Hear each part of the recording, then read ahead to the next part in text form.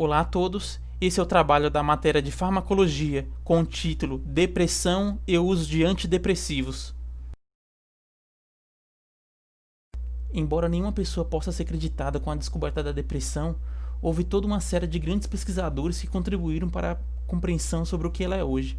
Partindo para a parte histórica, os primeiros relatos da depressão apareceram na Mesopotâmia.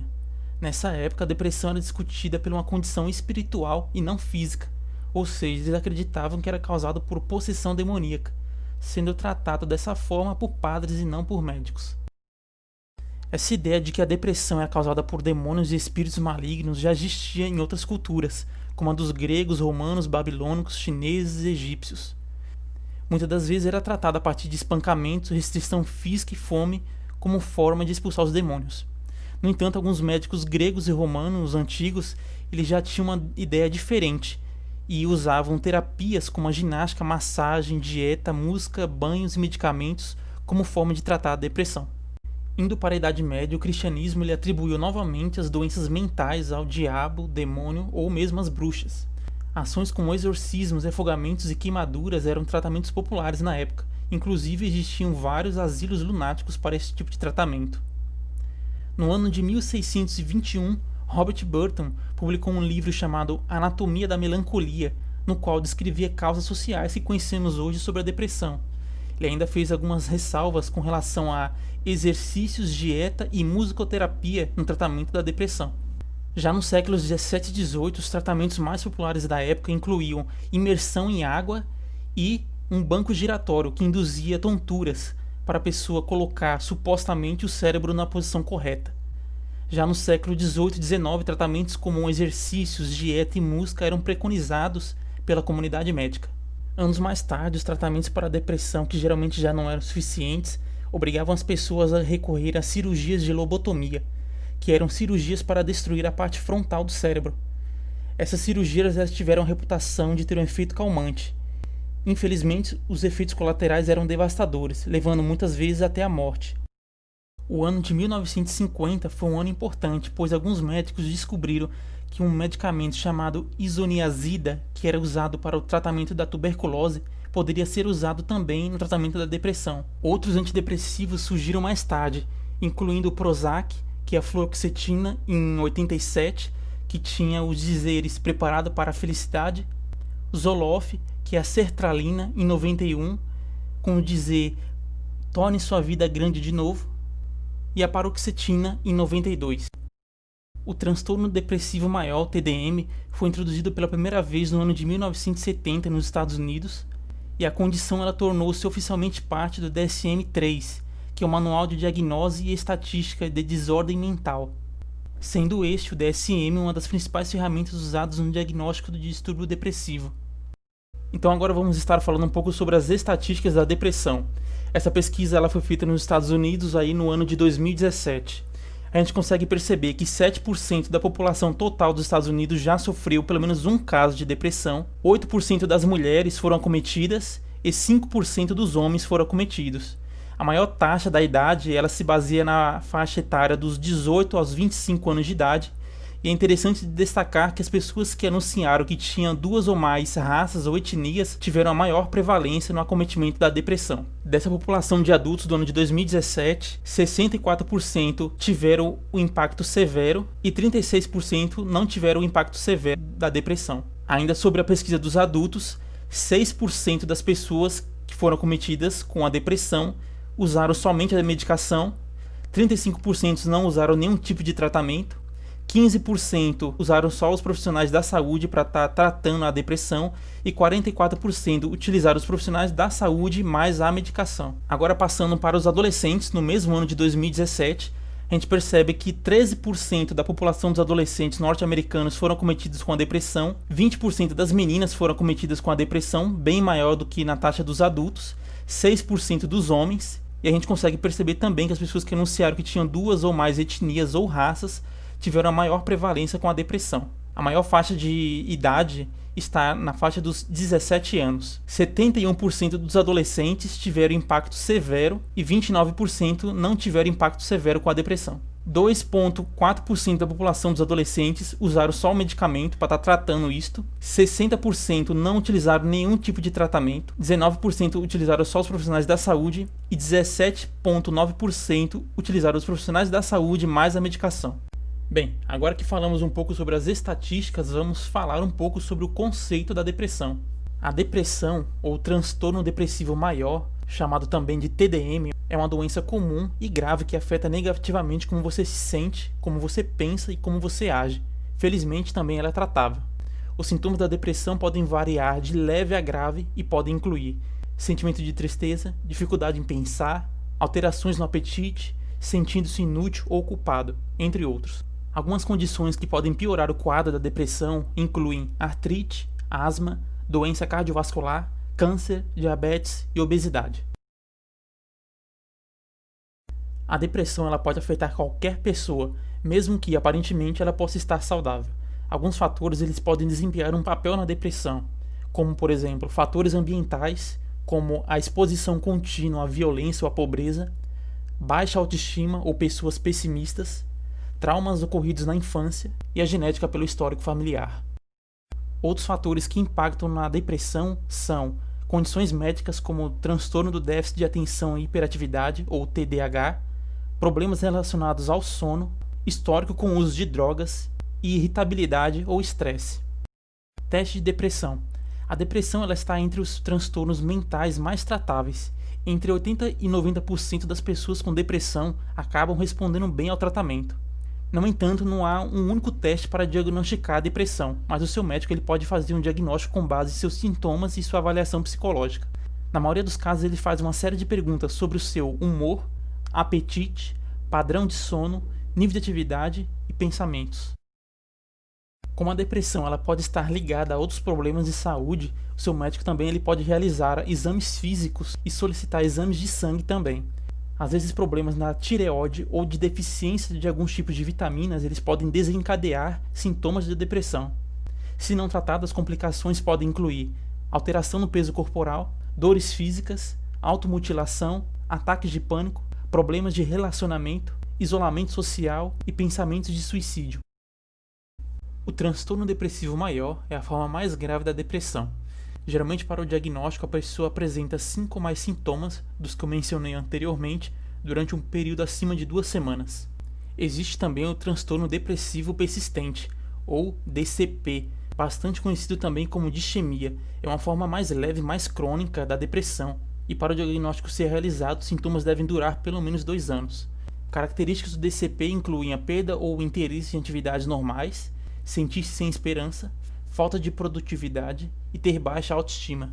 Existem ainda outras correlações com a depressão, como por exemplo a ansiedade, onde 70% da população que tem a depressão acaba tendo também sinais de ansiedade. Existe também a depressão na gravidez, depressão e álcool, depressão para pessoas com bipolaridade e depressão e transtorno obsessivo compulsivo, que é o TOC. Todas essas com as suas características específicas. A depressão geralmente não é considerada evitável. É difícil reconhecer o que causa ela, portanto é difícil evitá-la também. Porém, depois de experimentar um episódio depressivo, você estará melhor preparado para evitar um episódio futuro. Aprendendo quais as mudanças e tratamentos no estilo de vida são úteis. Algumas técnicas normalmente utilizadas são construir relacionamentos fortes com as pessoas, exercícios regulares, sono adequado e a manutenção dos tratamentos indicados pela equipe médica. Antidepressivos. Os antidepressivos são medicamentos que podem ajudar a aliviar os sintomas da depressão. Eles visam corrigir os desequilíbrios químicos de neurotransmissores no cérebro, que se acredita serem responsáveis por mudanças de humor e comportamento. Seu uso tornou-se mais frequente nos últimos 20 anos. Embora ele possa ajudar a aliviar os sintomas de algumas pessoas, não existe uma cura para a depressão. Com o passar do tempo, algumas pessoas que responderam inicialmente bem à medicação podem voltar a ter depressão. Os antidepressivos também costumam ter efeitos colaterais desagradáveis que vamos estar falando no decorrer do vídeo. Esta animação ela representa o funcionamento dos antidepressivos. O cérebro humano tem cerca de 10 milhões de células cerebrais. Cada célula cerebral ela pode ter 25 mil conexões com outras células. Mensagens para diferentes funções do corpo eles atravessam pelo cérebro de célula em célula através dessas conexões. Para esses sinais de envio passarem de uma célula de envio para uma célula receptora, eles devem atravessar uma pequena lacuna chamada sinapse. Produtos químicos chamados neurotransmissores, localizados nas extremidades das células emissoras, ajudam o sinal a atravessar essa lacuna. A serotonina é um desses neurotransmissores muito importantes que ajuda a regular as emoções do humor e outras funções do corpo. Depois que a serotonina fez o seu trabalho, ela é reabsorvida de novo pelas células de envio e logo ela voltará à posição para ajudar o próximo sinal nervoso. Se você tem depressão, você pode ter uma serotonina desequilibrada e o nível geral de serotonina pode estar baixo, o que ocasiona a reabsorção muito cedo. Como resultado, a comunicação entre células cerebrais é prejudicada.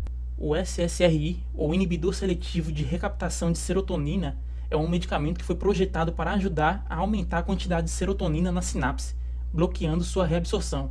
À medida que a serotonina se acumula, acaba criando uma comunicação normal entre as células, e isso reduz os sintomas da depressão. Tipos de antidepressivo, ISRS.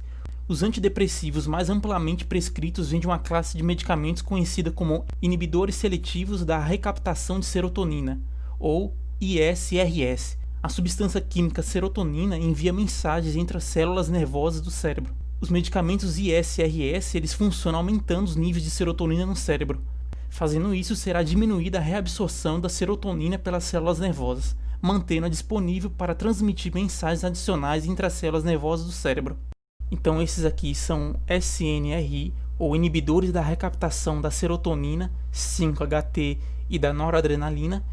Eles atuam restaurando os níveis da 5-HT e da noradrenalina na fenda sináptica, como a gente consegue perceber, ligando-se aos transportadores da recaptação, impedindo a degradação tanto da 5-HT quanto da noradrenalina.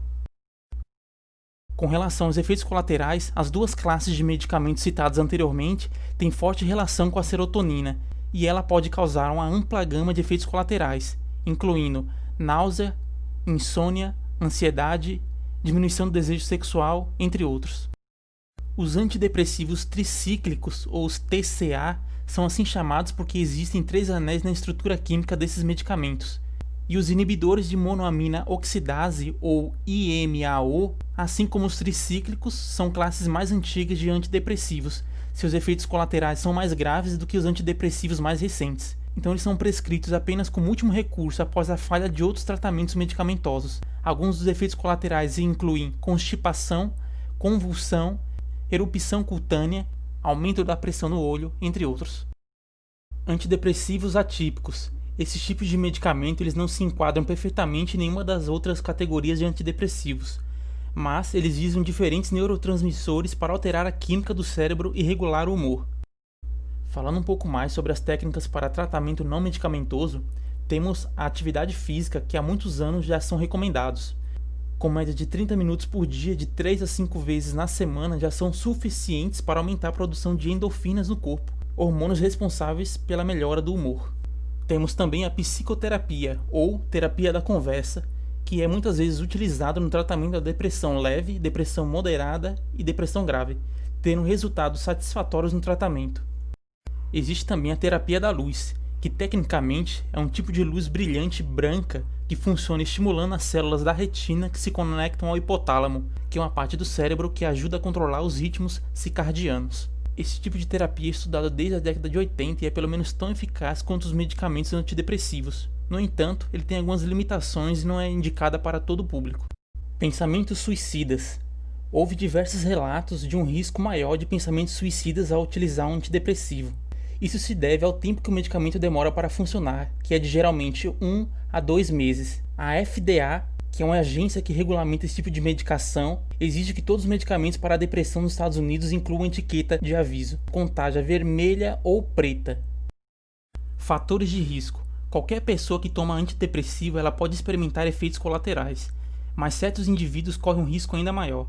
São eles: pessoas com mais de 65 anos, pois estudos demonstram que alguns medicamentos eles influem na perda óssea, o que pode ocasionar quedas e fraturas, adolescentes e jovens adultos e pessoas que têm transtorno bipolar. Fator de risco na gravidez. Em média, 8% das mulheres relatam usar drogas antidepressivas durante a gravidez.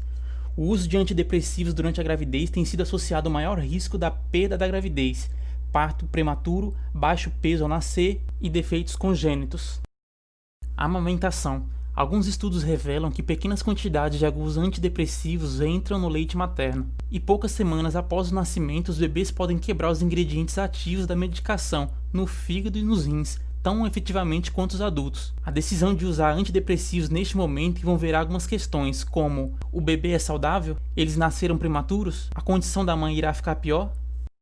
Esses medicamentos são usados não apenas para tratar a depressão, mas também para outras condições, como agitação, transtorno obsessivo compulsivo, enurese infantil, transtorno do estresse pós-traumático, depressão e transtorno depressivo maior, transtorno bipolar, transtorno de ansiedade social, entre outros. Eficácia. Pode levar algumas semanas para uma pessoa perceber os efeitos de um antidepressivo. Muitas pessoas param de usá-lo porque acreditam que os medicamentos não estão funcionando. Os motivos pelos quais as pessoas podem não perceber uma melhoria incluem: o medicamento não está sendo adequado ao indivíduo, falta de monitoramento pelo profissional de saúde, necessidade de terapias adicionais, entre outros. Diretrizes. Quanto mais você souber sobre o seu antidepressivo, melhor você estará equipado para lidar com os efeitos colaterais, minimizando as preocupações. Alguns pontos-chave são: siga sempre as instruções dos profissionais de saúde, tenha cuidado com as interações medicamentosas, monitore todos os efeitos colaterais e tente sempre as terapias não medicamentosas. Retirada dos antidepressivos. Depois de começar a tomar antidepressivos, parar pode ser difícil. Muitas pessoas têm sintomas graves de abstinência que dificultam o abandono do medicamento, o que é um bom motivo para não tomar nenhum medicamento por mais tempo que o necessário. Mas se você decidir parar de tomar antidepressivos, é essencial consultar seu médico e diminuir gradualmente, pois sintomas como ansiedade e agitação, depressão, mudanças de humor, sintomas como o da gripe, irritabilidade e agressão podem acontecer. Essas foram as referências que foram utilizadas na formulação deste trabalho. Obrigado pela atenção e tchau!